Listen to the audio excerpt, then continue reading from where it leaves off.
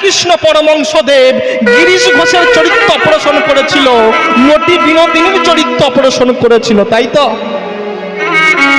ভক্ত হরিদাস লক্ষ্য হীরার চরিত্র অপারেশন করেছিল।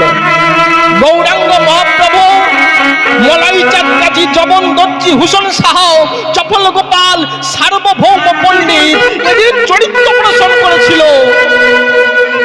এগুলো পারে সাধু সমাজ বিজ্ঞানের দ্বারা সম্ভব নয়। তাই তো সমস্ত সাধু সমাজ তারা রাজা নয়, তারা মহারাজা। আর দেশের রাজা হলো শুধু রাজা, তাই তো? তাই তো বলছে ভারতবর্ষের প্রধানমন্ত্রী আসছেন কোথায়? বেলুর মঠে। কেন? না মহারাজকে প্রণাম করতে। তাহলে রাজার কাছে যে ধন সম্পত্তি আছে, আর কোন ধন সম্পত্তির মালিক এই মহারাজা? ইনি হলেন শুধু রাজা, উনি হলেন মহারাজা। তাহলে রাজার কাছে যে ধন আছে তার থেকে অনেক বেশি ধন সম্পত্তির মালিক এই মহারাজা। তাই রাজা আসছেন মহারাজকে প্রণাম করতে।